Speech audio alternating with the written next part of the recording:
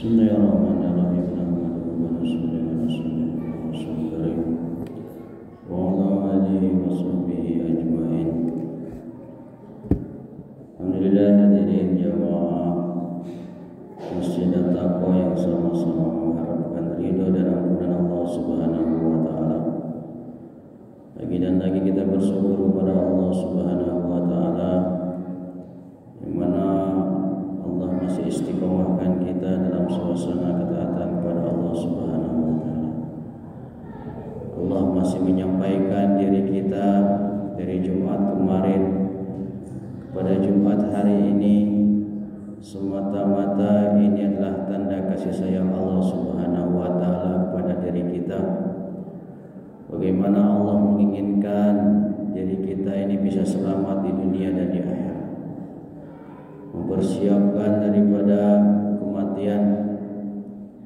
kematian yang akan menghubungkan kehidupan dunia menuju kehidupan akhirat. Ini adalah tanda baiknya Allah Subhanahu wa taala ke dalam diri kita. Kita masih diberikan kesempatan, diberikan kenikmatan-kenikmatan oleh Allah Subhanahu wa taala.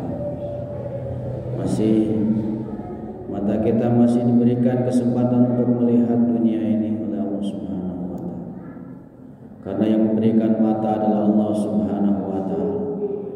Dan Allah masih memberikan kesempatan mata ini berfungsi untuk melihat kebaikan daripada di dunia ini.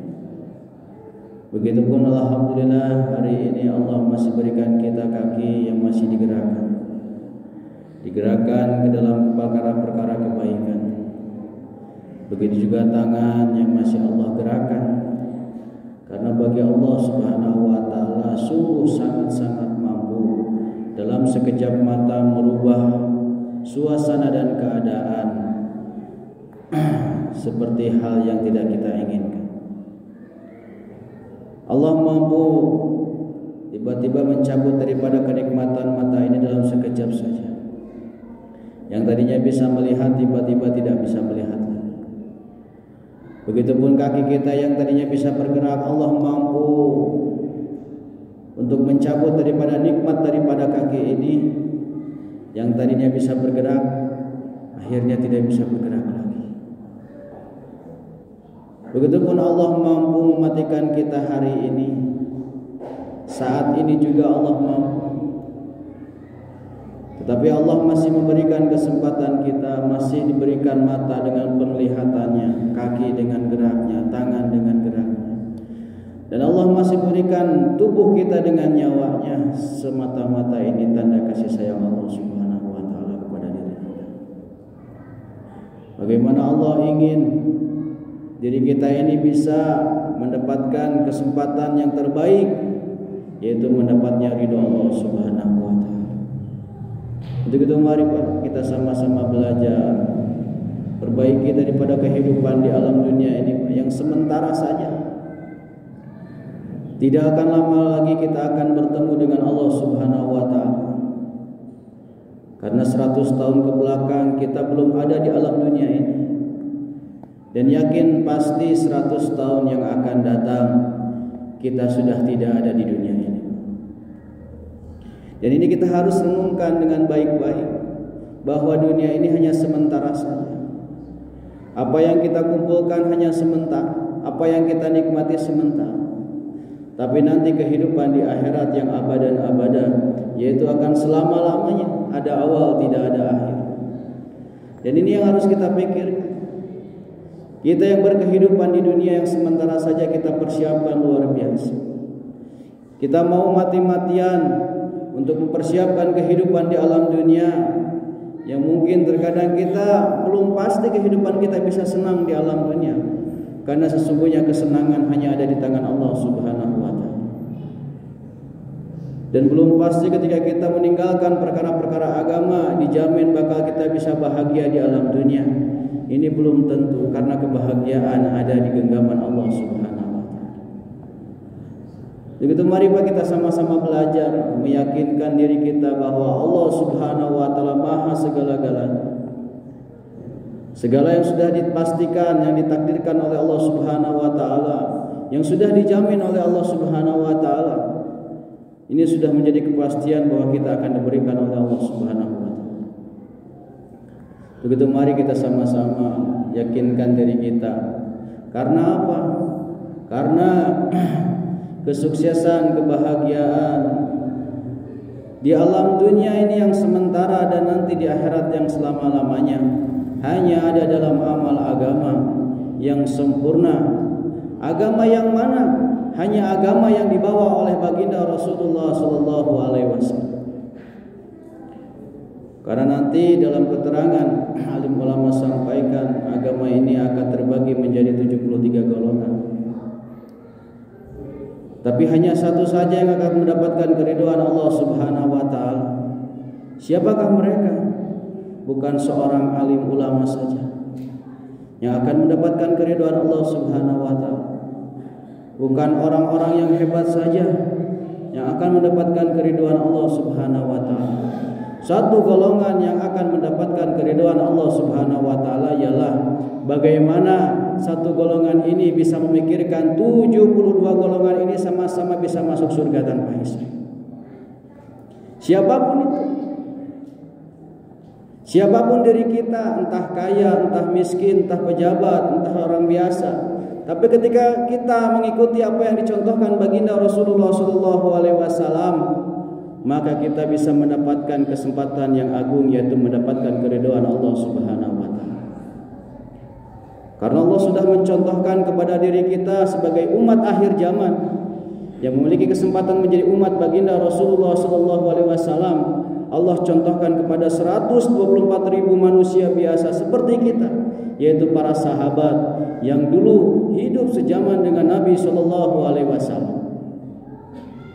Mereka mengamalkan agama secara sempurna walaupun kehidupannya sama seperti kita, punya pekerjaan, punya kesibukan, punya segala hal yang perkara-perkara dunia, tapi ketika ada panggilan Allah Subhanahu wa taala, mereka mengutamakan daripada perkara agama. Ini yang paling penting. Begitu mari Pak kita sama-sama belajar bagaimana kita diberikan kesempatan oleh Allah Subhanahu wa taala mendapatkan keridhaan Allah Subhanahu wa taala seperti halnya para sahabat. Karena para sahabat telah sukses mendapatkan keridhaan Allah Subhanahu wa taala karena memiliki sifat-sifat yang mulia yang dicontohkan oleh baginda Rasulullah sallallahu alaihi wasallam. Dan kita pun sama, apabila memiliki daripada sifat mulia para sahabat, maka kita punya kesempatan yang sama mendapatkan keridhaan Allah Subhanahu wa taala. Karena masuk surganya Allah Subhanahu wa taala bukan dengan amal ibadah kita saja. Bahkan alim ulama sampaikan bukan dengan salat kita saja. Walaupun salat ini menjadi penentu amal-amal lain diterima oleh Allah Subhanahu wa taala. Tapi keridhaan Allah Subhanahu wa taala bagaimana kita mendapatkan keridhaan dengan asbab, yaitu mengamalkan apa yang dicontohkan oleh baginda Rasulullah sallallahu alaihi wasallam. Hanya 124.000 manusia saja yang mendapatkan keridhaan Allah Subhanahu wa taala pada zaman baginda Rasulullah sallallahu alaihi wasallam. Padahal saat itu Allah Subhanahu wa taala menciptakan jutaan manusia di alam dunia ini. Tapi hanya orang-orang yang mengikuti apa yang dicontohkan baginda Rasulullah sallallahu alaihi wasallam. Allah sudah naskan dalam keterangan dengan 124.000 manusia ini mendapatkan keridhaan Allah Subhanahu wa taala, mendapatkan gelar yang mulia yaitu radhiyallahu anhu. Begitu mari hadirin Allah Subhanahu wa taala, kita senantiasa perbaiki keyakinan kita kepada Allah Subhanahu wa taala. Karena salah satu sifat ini yakin mutlak hanya kepada Allah Subhanahu wa taala dimiliki seluruh para sahabat yang mendapatkan keridhaan Allah Subhanahu wa taala. Yakin seluruh datangnya dari Allah Subhanahu wa taala, maka solusinya pun datang daripada Allah Subhanahu wa taala. Menjadikan salat ini sebagai alat komunikasi dengan Allah Subhanahu wa taala. Inilah sifat daripada para sahabat radhiyallahu anhum. Senantiasa ilmunya mendekatkan diri kepada Allah Subhanahu wa taala, mengingatkan kepada Allah Subhanahu keilmuan. Dan bagaimana para sahabat memiliki sifat ikramul muslimin, yang senantiasa memuliakan saudara-saudara muslim. Begitupun para sahabat memiliki daripada sifat ikhlas, bagaimana mengamalkan segala perintah Allah dan juga baginda Rasulullah SAW hanya semata-mata ingin mendapatkan keridhaan Allah Subhanahu wa taala. Dan yang paling penting asbab para sahabat mendapatkan keridhaan Allah Subhanahu wa taala adalah bagaimana para sahabat ini memiliki daripada sifat dakwah dan tabligh. Sifat mengajak manusia taat kepada Allah Subhanahu wa taala dan juga senantiasa menyampaikan perkara-perkara. Para sahabat banyak bicara, hanya bicara agama. Bicara tentang ketaatan kepada Allah Subhanahu wa taala. Senantiasa meningkatkan keimanan kepada Allah Subhanahu wa taala. Kita perbanyak mengajak daripada ketaatan kepada Allah Subhanahu wa taala, karena ini adalah warisan daripada baginda Rasulullah SAW. Kerja para nabi yaitu dakwah, dan telah diwariskan kepada manusia yang saat ini dari diri kita. Tanggung jawab daripada dakwah ini ada di dalam pundak-pundak kita. Bagaimana meneruskan perjuangan baginda Rasulullah SAW mengenalkan agama Islam secara sempurna kepada manusia sampai manusia yang terakhir terlahir ke alam dunia. Begitu Pak, mari kita sama-sama belajar sempurnakan lagi agama. Seminimalnya warisan daripada baginda Rasulullah SAW yaitu salat fardu 5 waktu tepat waktu di masjid secara berjamaah. Karena salat ini Masya Allah di bulan Rajab ini adalah luar biasa. Bagaimana Allah senantiasa panggil baginda Rasulullah SAW langsung menghadap kepada Allah Subhanahu wa taala untuk mengambil daripada perintah Allah Subhanahu wa taala itu salat. Seluruh perintah yang lain melalui malaikat Jibril, tapi perintah salat ini langsung baginda Rasulullah SAW menghadap kepada Allah Subhanahu wa taala. Saking pentingnya daripada perkara salat ini. Dan setelah mendapatkan perintah salat ini, baginda Rasulullah SAW tidak pernah meninggalkan salat fardu 5 waktu tepat waktu di masjid secara berjamaah. Dan inilah kesempatan kita untuk mencontoh daripada amal-amal baginda Rasulullah SAW agar kita bisa dicap menjadi umat baginda Rasulullah SAW. Karena menjadi umat tidak cukup mengaku saja, karena nanti akan menjadi umat baginda Rasul. Nanti ketika di alam mahsyar, Rasul memanggil orang-orang yang senantiasa mengamalkan daripada apa yang dicontohkan baginda Rasulullah SAW. Begitu mari Pak, kita sama-sama perbaiki amal-amal kita. Bagaimana kita sempurnakan perkara-perkara agama ini, mulai daripada perkara-perkara yang kecil, mulai dari rumah, senantiasa kita niatkan istiqomahkan sampai kita meninggal dunia. Karena tidak lama lagi malaikat Israil akan bekerja dengan sesuai dengan tugasnya oleh Allah Subhanahu wa taala, yaitu mencabut daripada nyawa kita dan membawa nanti ke hadapan Allah Subhanahu wa taala. Untuk itu sebelum kita menghadap Allah Subhanahu wa taala, mari kita sama-sama perbaiki seluruh amal-amal kita agar kita mendapatkan kesenangan yang abadan, yaitu mendapatkan tempat yang terbaik di akhirat, yaitu di surganya Allah Subhanahu wa taala.